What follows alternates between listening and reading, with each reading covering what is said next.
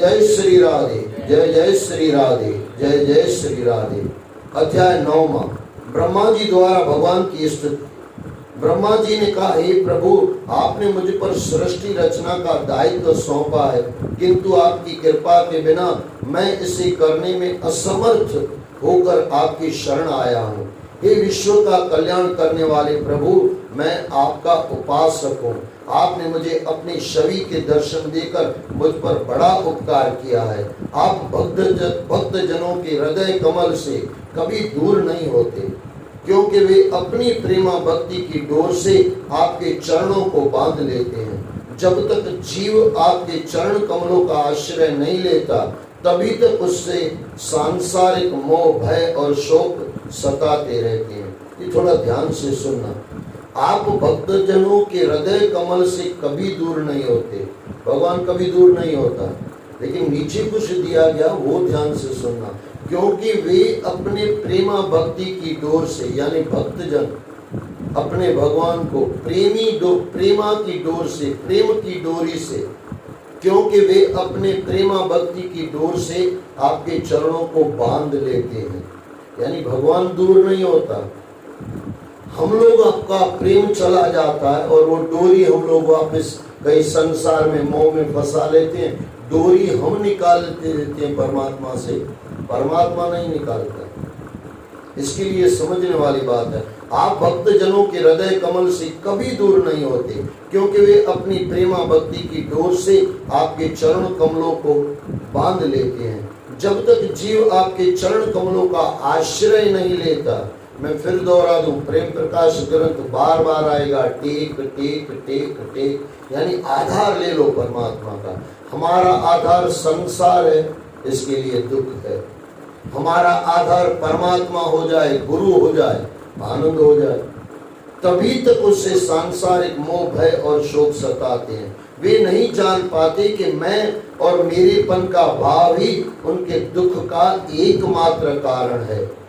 वे नहीं जान पाते, यानी ऐसे बोलो, हम नहीं जान पाते, हम यानी हम सब, हम नहीं जान पाते कि मैं और मेरेपन का भाव ही उनके दुख का एकमात्र कारण है। जो लोग अमंगलों को दूर करने वाले आपके श्रवण कीर्तन में मन नहीं लगाते, इंद्रिय सुख के मोह में लिप्त रहते हैं, वे बुद्धिहीन लोग भाग्य के मारे ही कहलाते हैं। हे प्रभु, भौतिक दुखों में पड़े हुए जीवों की दशा देखकर मेरा मन बड़ा आहत होता है। जब तक जीव विश्व भोगों के आनंद को क्षणिक मानकर उन्हें नहीं छोड़ता, तब तक वह माया के प्रभाव से अपने आप को आपसे दूर नहीं, आपको अपने आप से दूर ही रखता है। थोड़ा समझना इसको। हे प्रभु, भौतिक दुखों में हम लोग कहते हैं ना, किए माया खां छुटो, माया से कैसे छुटे, परमात्मा ने रास्ता बता दिया, ये सुनने जैसा है। हे प्रभु, भौतिक दुखों में पड़ी हुई जीवों की दशा देखकर जो दुखी हैं, उसकी दशा देख लो। उनकी दशा देखने से, हे प्रभु, भौतिक दुखों में पड़े हुए जीवों की दशा देखकर मेरा मन बड़ा आहत होता है। जब तक जीव विश्व भोगों के आनंद को क्षणिक मानकर, इस क्षणिक है ना, क्षणिक मानकर उन्हें नहीं छोड़ता, तब तक वह माया के प्रभाव से अपने आप को आपसे दूर ही रखता है। ऐसे जीव को कभी मुक्ति प्राप्ति नहीं होती। औरों की बात तो क्या, जो साक्षात ज्ञानी और मुनि हैं, यदि वे भी आपकी कथा प्रसंगों के श्रवण से दूर रहते हैं, तो उन्हें संसार के बंधनों से बंधना पड़ता है और असह्य दुखों को सहना पड़ता है। उनका हर पल दुष्चिंताओं में उलझकर जीवन का सारा रस क्षीण करता रहता है। अब देखो, परमात्मा में नहीं लगे ना, तो संसार में भी रस नहीं आता है। ये गजब है। अच्छा, संसार में रहो तो संसार का रस नहीं मिलता है, लेकिन एक बार परमात्मा का रस मिल जाए तो फिर संसार भी मीठा लगने लगता है। ये गजब है। ये अगर समझ में आ जाए तो मजा आ जाए। संसार फीका इसके लिए लगता है क्योंकि परमात्मा मीठा हम लगाते नहीं है। एक बार परमात्मा का रस मीठा लगने लगे, ये संसार जो दुखालय है ना, वहां भी आनंद आने लगता है। उनका हर पल दुश्चिंताओं में उलझकर जीवन का सारा रस क्षीण करता रहता है। वे पग पग पर विफल और विकल होते रहते हैं। हे नाथ, आपको केवल आपके गुण श्रवण से ही जाना जा सकता है। आप जीव के भक्ति योग से शुद्ध हुए हृदय कमल में ही निवास करते हैं। आप किस में निवास करते हैं? आप जीव के भक्ति योग से शुद्ध हुए हृदय कमल में ही निवास करते हैं। आपके भक्तजन जिस जिस भावना से आपका सुमरण करते हैं, उन पर अनुग्रह करने के लिए आप वही रूप धारण कर लेते हैं। हे प्रभु, आप एक ही हैं और अपने सूक्ष्म अंशों से सभी जीवों में विभक्त होकर निवास करते हैं। वे जो भी कर्म आपको अर्पण करने के लिए करते हैं, उनका कभी नाश नहीं होता। अतः यज्ञ, दान, स्तुति, कठोर तप और व्रत, उपवास आदि से आपको प्रसन्न करना ही मनुष्य के लिए सबसे बड़ा कर्म फल है। आप सदैव अपने दिव्य प्रकाश से प्राणियों के भय, भ्रम और संशयों को दूर करते रहते हैं। प्राणियों पर दया करने से आप प्रसन्न होते हैं। आपके प्रसन्न होने पर ऐसा कौन सा फल है जिसे साधक प्राप्त नहीं कर सकता? एक बार परमात्मा हमारे पे राजी हो जाए, आनंद आ जाए। हम तो अपने से ही राजी नहीं है, लेकिन परमात्मा हम पे राजी हो जाए तो फिर दुनिया नाराज भी होगी ना। आगे चल के सब पूछते जाएंगे, सब नमस्कार करेंगे, लेकिन एक बार परमात्मा हमसे प्रसन्न हो जाए। आप ज्ञान के अधिष्ठान साक्षात परम पुरुष है। संसार की उत्पत्ति, स्थिति और संहार के नियामक है। मैं आपकी माया के खेल को कुछ कुछ समझ रहा हूँ।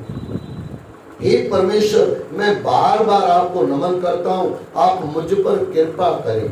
जो लोग मृत्यु काल में प्राण त्याग करते समय आपके विविध रूपों में से किसी एक नाम का भी उच्चारण करते हुए आपको सुमरण करते हैं, वे अनेकों जन्मों के पापों से तत्काल छूट जाते हैं और माया के आवरणों को भेद कर आपके परम पद ब्रह्म पद को प्राप्त करते हैं। हे प्रभु, आप नित्य हैं, अजन्मे हैं, विश्व रूप हैं। मैं आपकी शरण लेता हूँ। आपने अपने स्वरूप को ब्रह्मा, विष्णु, महेश के रूप में विभक्त करके प्रजापति और मनु आदि की विस्तृत परंपरा का शुभारंभ किया है और अपने स्वरूप को विस्तृत लोकों में फैला दिया है। आपने अपनी आराधना कोई कल्याणकारी स्वधर्म के रूप में विस्तृत किया है। मैं आपको नमन करता हूँ। प्रभु, यदि मैं सत्य लोक का अधिष्ठाता हूँ, तो भी आपके इस काल रूप के सम्मुख मेरा कोई अस्तित्व नहीं है। मैंने आपको जानने के लिए जो तप किया, यज्ञ किया, स्तुति की, उसके यज्ञ स्वरूप आप साक्षी हैं। कृपया कर मेरी प्रार्थना और नमन स्वीकार करें। आप पूर्ण काम है। आपको किसी चीज की इच्छा नहीं है। आप सभी भौतिक वस्तुओं से अनासक्त हैं। आपने धर्म और मर्यादा की रक्षा के लिए मनुष्य, पशु, पक्षी, देवता, असुर आदि का रूप धारण कर कितनी लीलाएं की है। आप अविद्या, राग, द्वेष, अस्मिता और अनुराग की किसी के भी अधीन नहीं है। यानी हम भी दूर हो जाएं किससे? अविद्या, राग, द्वेष, अस्मिता और अनुराग। परमात्मा उनके अधीन नहीं है, तो हम उनके अधीन क्यों हैं? थोड़ा दूर हो जाए उनसे। और अनुराग, किसी से के भी आप अधीन, किसी के भी अधीन आप नहीं है। ये सारा संसार आपके उदर में समाया हुआ है। आपकी प्रेरणा से ही मैं इसे देख पा रहा हूँ और सृष्टि रचना के लिए तत्पर हुआ हूँ। मैं बार बार आपको नमन करता हूँ। हे प्रभु, आप मेरी बुद्धि और कल्पना को जागृत करें ताकि मैं पूर्व कल्प के अनुसार ही जगत की रचना कर सकूं। इसकी रचना में आप मेरे ज्ञान को प्रेरित करते रहें और मुझे शक्ति प्रदान करें ताकि मैं सृष्टि रचना के अहंकार से दूर रह सकूं। आप करुणामय पुराण पुरुष हैं। आप अपनी भुवन मोहिनी मुस्कान के साथ अपने कमल नेत्र खोलिए और शेष शैया से उठकर विश्व के उद्भव के लिए अपनी मधुर वाणी से मेरा मार्गदर्शन करते हुए मेरा विषाद दूर कीजिए। श्री मैत्रेय जी ने कहा, विदुर जी, इस प्रकार ब्रह्मा जी भगवान की स्तुति करके मौन हो गए। भगवान ने देखा कि ब्रह्मा जी सृष्टि के कार्य से, देखो यहाँ एक बात मुझे 1 सेकंड में कहनी है, 2, 5, 10 सेकंड में समझना। जब भी आप भगवान की स्तुति करो, पूजा करो, फिर तुरंत भाग मत जाओ, मौन के 2-5 मिनट बैठ जाओ। 10 मिनट आपने पूजा की है, 15 मिनट की है, 1 घंटा की है, फिर मौन के बैठ जाओ, आपको आनंद आएगा। लेकिन हमारी जल्दी इतनी होती है, इतना जल्दी जल्दी हम करते हैं, फिर भाग जाते हैं। वो जो आनंद झलना चाहिए, रस आना चाहिए, उससे पहले हम भाग खड़े होते हैं।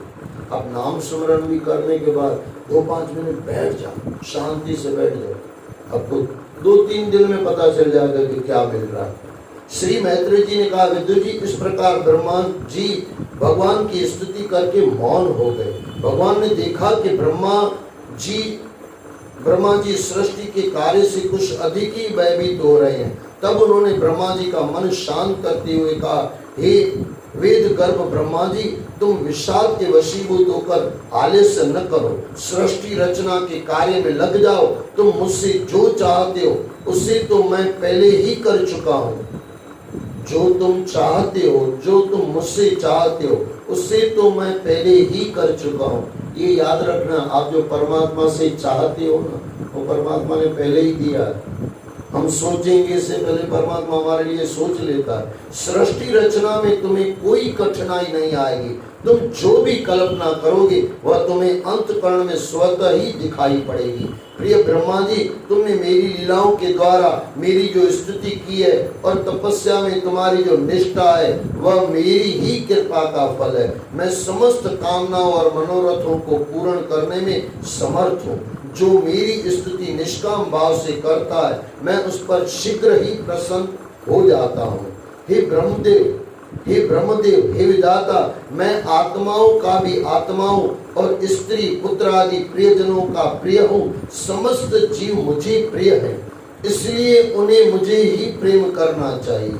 सुन लेना वापस, समस्त जीव मुझे प्रिय है, इसलिए उन्हें मुझे ही प्रेम करना चाहिए। तीनों लोकों की जो प्रजा इस समय मुझ में लीन है, उसे तुम पूर्व कल्प के समान पुनः रचो, यानी फिर से रचो। इस प्रकार ब्रह्मा जी को सृष्टि रचना के लिए प्रेरित करके भगवान श्री नारायण अदृश्य हो गए। अध्याय 10वां, विविध प्रकार की सृष्टियों का वर्णन। विदुर जी ने मैत्रेय जी से पूछा, मुनिवर, भगवान नारायण के अंतर्ध्यान हो जाने पर ब्रह्मा जी ने कितने प्रकार की सृष्टि की रचना की?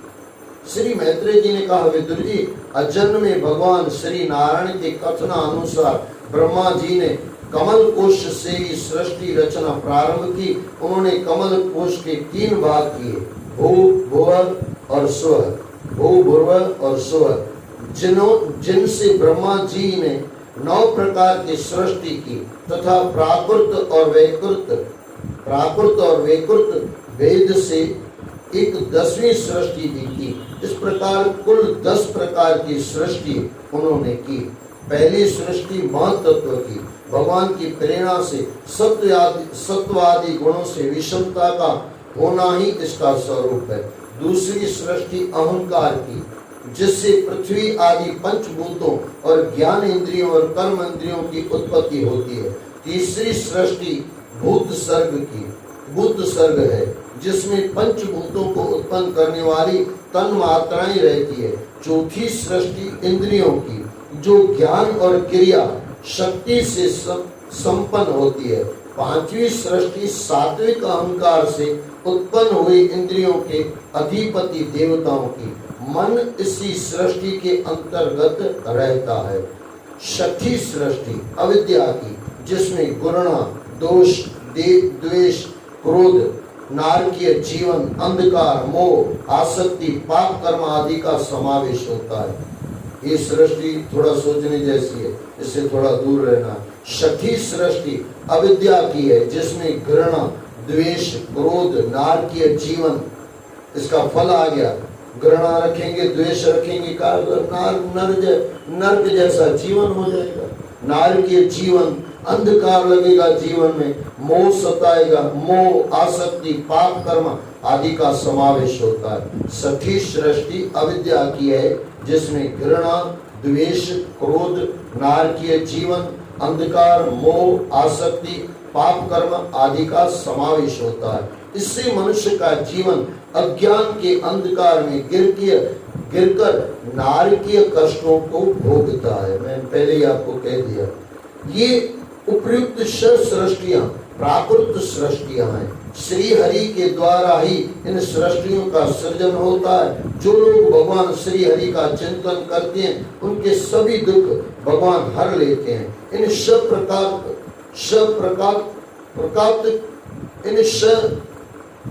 सृष्टियों के अतिरिक्त 4 वैकृत सृष्टियां हैं। इन्हें स्वयं नारायण ब्रह्मा के रूप में रचते हैं। इन्हें स्वयं नारायण ब्रह्मा के रूप में रचते हैं। 7वीं सृष्टि सब प्रकार के वृक्षों की है। यह स्थावर वृक्ष, वनस्पति, औषधि, लता, त्वक्सार, विरुद्ध और द्रुम श्रेणी की है। वनस्पति वृक्षों में गुलर, बड़ और पीपल आदि आते हैं। ये वृक्ष बिना बौर आए हुए फैलते हैं, बिना बौर आए फैलते हैं। औषधि वृक्ष फलों के पक जाने पर नष्ट हो जाते हैं। जैसे धान, गेहूं, चना आदि लता किसी का आश्रय लेकर बढ़ती है, जैसे ब्राह्मी, गिलोय आदि त्वक्सार वे वृक्ष होते हैं जिनकी शाल बहुत कठोर होती है, जैसे बांस आदि। विरुद्ध वह लता है जो पृथ्वी पर ही फैलती है, जैसे खरबूजा, तरबूजा, सीताफल आदि।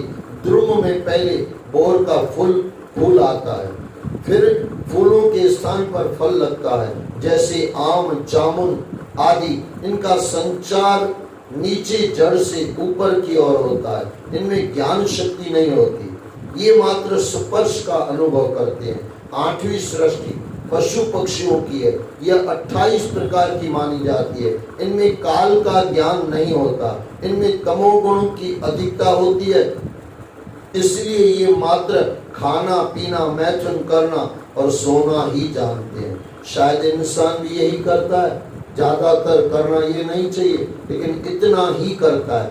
ये भी करना चाहिए, लेकिन ये ही करता है। इसके लिए सुखमनी साहब ने बाबा में मस्त कह दिया, गुरु अर्जन देव महाराज ने कह दिया, करतूत पशु की, करता पशु जैसा है, पर जात मानस की। करतूत पशु की, मानस जात, लोक पचारा करे दिन रात। सुखमनी साहब वही यहाँ पे गुरु बता रहे हैं। इसलिए ये मात्र खाना पीना, मैथुन करना और सोना ही जानते हैं। सूंघने से इन्हें वस्तुओं का और खतरे का ज्ञान हो जाता है। विचार शक्ति और दूरदर्शिता से शून्य होते हैं। इनमें गौ, बकरा, भैंसा, मुर्ग, सुअर, बैड़, ऊंट, गधा, घोड़ा, खच्चर, कुत्ता, बाघ, भेड़िया, बंदर, खरगोश, हाथी, जिराफ, कछुआ, गो, मगर आदि पशु आते हैं। अगर हम ऐसे ही हैं तो इनमें से एक चीज कर लेना चाहिए, हम कौन हैं। दिखते मनुष्य हैं, 2 पैर वाले, लेकिन काम हमारे ऐसे होते हैं। गुरु यहाँ पे यही कहना चाहते। इसके अलावा बगुला, हंस, गिद्ध, बटेर, कबूतर, चील, मोर, सारस, चकवा, कौवा, नीलकंठ, उल्लू, चमगादड़ आदि उड़ने वाले पक्षी भी इसी सृष्टि के अंग हैं। 9वीं सृष्टि मनुष्यों की है। अब ये हमारा है, लेकिन हम जीते हैं उसमें, इसके लिए पशु कहलाते हैं। 9वीं सृष्टि मनुष्यों की है।